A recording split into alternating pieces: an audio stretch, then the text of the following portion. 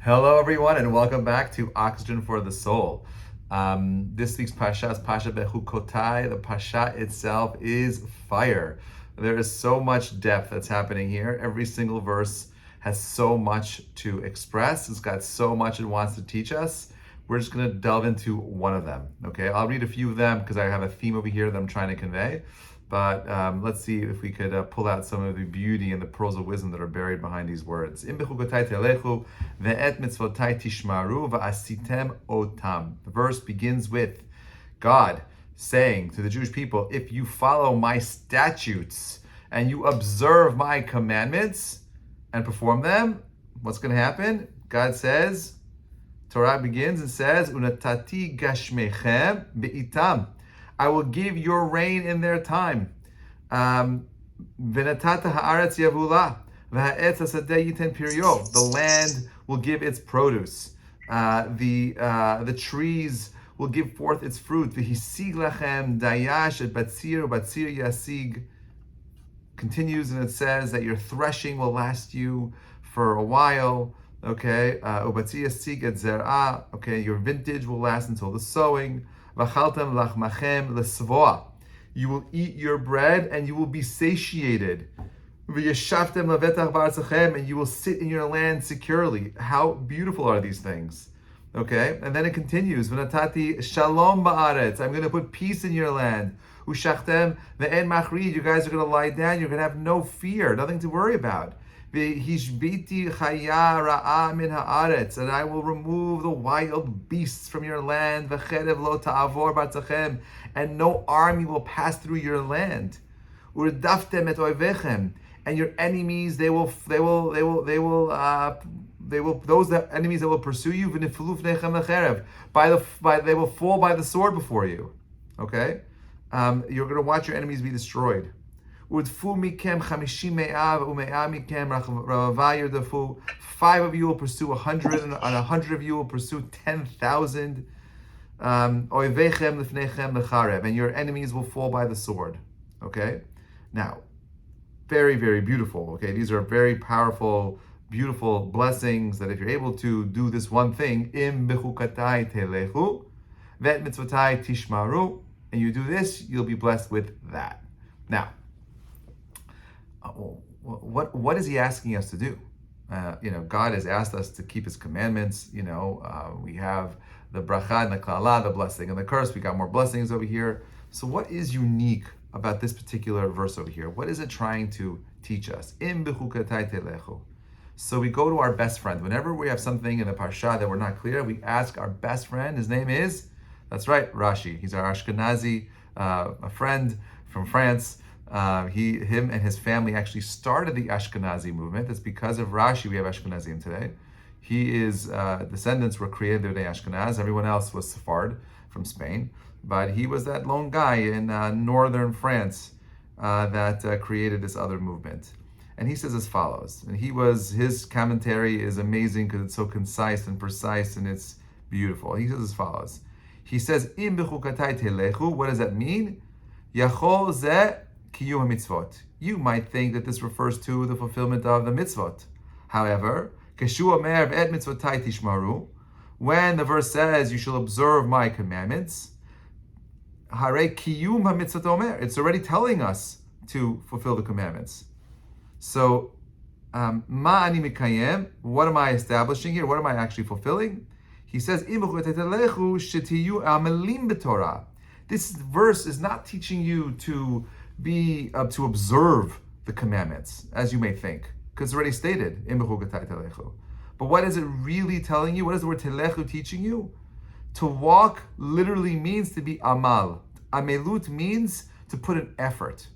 This is what the Gemara says. The Gemara says, what is the reward for going to shiur? Those of you that are listening to this, what is the reward for going to a class? We believe that every single time you're learning Torah, you are getting some sort of reward. What is the reward for Torah learning? Not the actual remembering the class, not the sharing of the ideas, but rather the effort that you put into getting into this class. Okay, those of you that ask for the links, those of you that took a pause in your day, those of you that are walking along wherever it is that you're walking, and doing your thing. The fact that you put in that effort to be on the call and to listen, that is amelut b'Torah. The Gemara says the reward is schar halicha, the effort in walking to the class.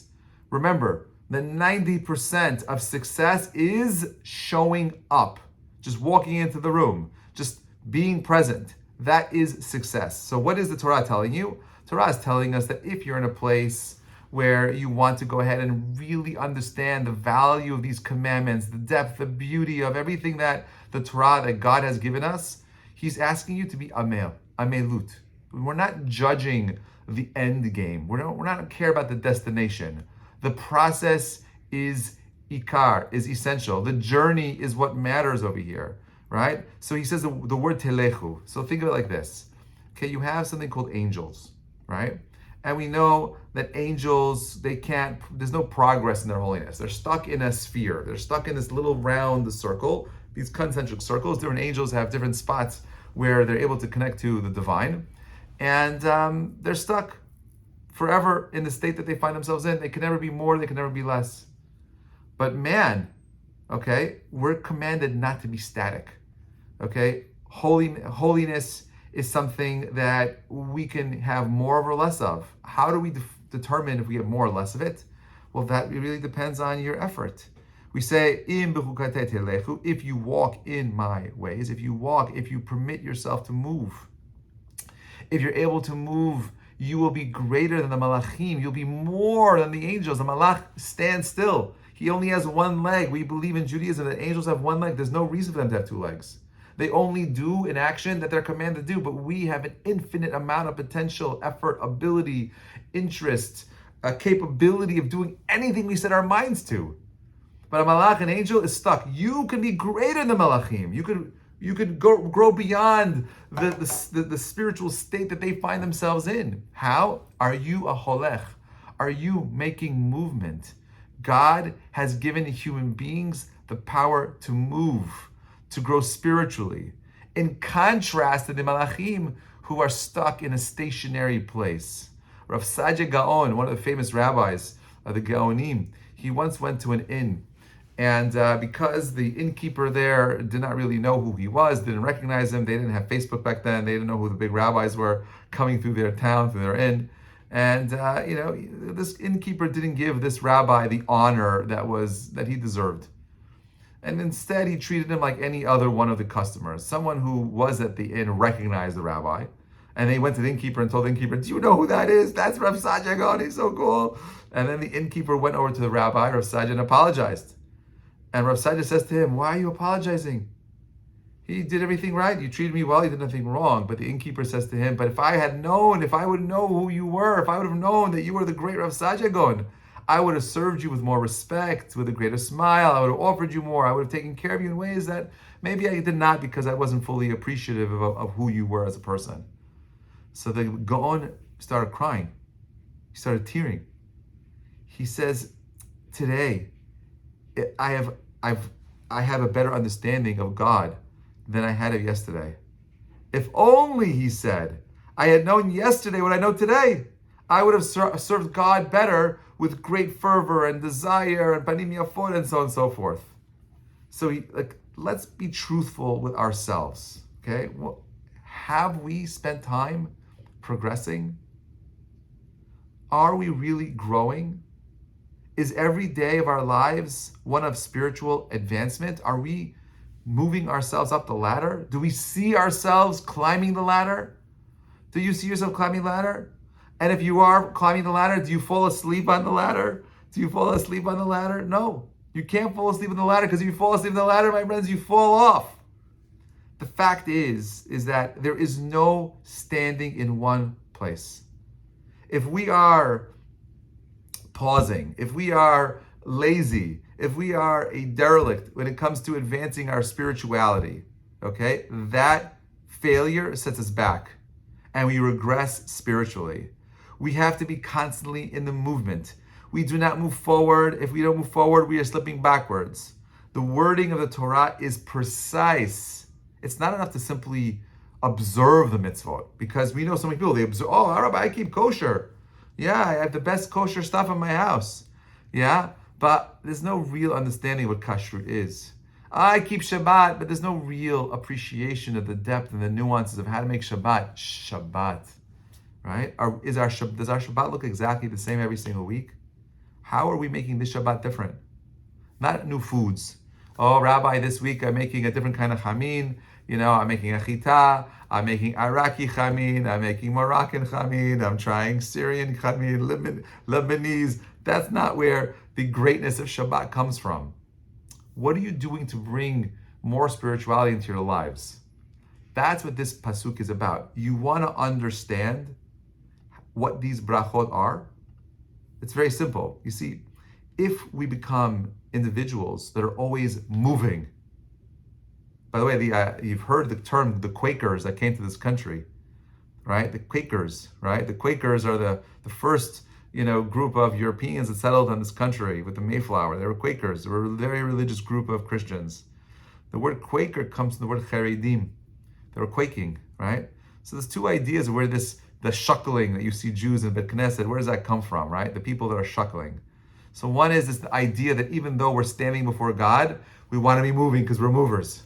We want to be moving, we want to be doing, we want to be building, we want to be creating. And the other one is the fear of wasting time. The fear of awe of standing before the Almighty. How can we not quiver? How can we not shiver? But if you and I are living in a world where we are always im Behukotay telechu, halicha, we're moving, we are not static, we are on the path, we are growing, we're developing, we're conquering, we're showing up, we have a ratzon, a desire, then know that you will see and have all the blessings of the world. Failure comes from giving up, abandoning hope. Doesn't work, doesn't exist, doesn't achieve what we want to achieve. And that's why the Parshat tells us, you look back in that beginning, Pasuk Tet, it says, Upiniti alechem, repiti, right? I will turn toward you, v'erbeiti etchem, and I will make you fruitful, v'hakimeti otpritichem itchem, and I'm going to go ahead and do everything to go ahead and support my covenant with you. Okay, it says, V'achaltem yashan, noshen v'yashan, v'yashan v'bnei chadash totziyu. You're going to eat very old produce, and you clear out the old from before the new. Every single blessing here is a blessing of material success. But Rabbi, isn't the Torah about spirituality? And the answer is, of course. But everything in the spiritual world has an expression in a spiritual plane. There is no world where you're involving yourself in gashmiyut, in materialism, without there being some sort of an impact on the spiritual realm. And therefore, there's a duality here. On the one hand, and this is unique to Judaism, not to any other religion, we believe in making money. Go out, live in a nice house, eat a lot of good food. Okay, that's not the goal though. The goal isn't the material. The goal is to use the material. If the end game is the fancy house, the car, the vacation, you're missing out on the most beautiful things the world has to offer. Okay, you can live a life of meaning. You can live a life of greatness. Where does it come from? It comes from asking, building, growing, superimposing, developing a spiritual vision of me becoming great. Yesterday, if you listen to the Coffee Talk class, it should be posted. I don't know why it's taking so long to post. The idea is very simple. The idea is like this. If you want to live a life of excellence, you got to have movement. We spoke about zrizut. We spoke about alacrity. Find the power within you to live a life of motivation and success, to live a life of greatness, to live a life of you expressing your excellence, and you will be blessed with all of the things the Torah has to offer you. Okay? The reason why most people fail is because they give up what they want most for what they want now. Okay, I'll say that again. The reason why most people fail is because they give up what they want most for what they want right now. What do I want most? I want to be happy. I want to be successful. I want to be intelligent. I want to be knowledgeable. I want to be a good father, a good husband. I want to be a good community member. But I get distracted for what I want right now. But if you're in a process of halicha, if you live life where you wake up in the morning, you say, Baruch Hashem, here I am. I have an infinite amount of potential. I can do so much, right? Because I already have a vision of why I'm waking up in the morning. Nothing gets in your way. But that's the world that you and I are supposed to live in. A world where we are conquering and developing ourselves. How do we do it? Mitzvot. They're there for a reason. Have I given tzedakah? Am I doing kibbud av v'em? Am I someone who is careful about how I speak? Am I careful about what I put into my mouth? Am I creating a boundary called Shabbat? Am I stopping? Am I reflecting? Am I being more conscientious and feeling a sense of gratitude? Am I aware of the needs of the people around me? If the answer is yes, yes, yes, yes, yes, yes, yes, then keep doing more. Who do you ask to get things done? The guy who's busy or the guy who's lazy and does nothing? The guy who's busy is always going to do more for you than the guy who's lazy and doing nothing. Why? Because once you develop a muscle of building and doing and giving and creating, there's always room for a little bit more. That's what this parsha is about. You want to understand where the blessings come from? They come from us. We are the blessing of this planet. The Jewish people bring blessing into the world. How do we bring blessing into the world? We bring blessing by becoming better versions of ourselves. If we do that, if we're able to bring this type of spiritual thinking into the material world will be filled with so much abundance. I'm going to give you a prediction, okay? Marie loves my predictions because she realizes they're coming true. Okay, this is my prediction for the next couple of years. We're going to go through a hard time for the next 6 to 12 months. Prices are going to keep going up. You're going to see markets are going to be high. Rates are going to go up. It's going to be very, very painful. A lot of pain and blood in the markets. Okay, wait. Yes, it's going to go down first. But once we get through this particular painful time in our history, the shefa, the abundance that's going to come is going to be beyond your imagination. So this is the calm or the before the massive positive storm of gifts that are going to be showered upon us. All we have to do is put ourselves in the right position to be able to receive the shefa that's going to come. How does that happen? By keeping ourselves in a positive state of telechu. Keep going. Don't stop. Don't worry about the pain. Don't worry about the complications. Don't worry about the hardships. There's always going to be a reason to go ahead and give up. There's always going to be a reason to say it's too difficult, I can't do it. Okay? Remember, there's two kinds of pain in life. The pain of the regret and the pain of discipline. Okay? That's just the way it is. Right? If discipline weighs in ounces, just remember that regrets weigh in tons. Wishing you a Shabbat Shalom Mevarach.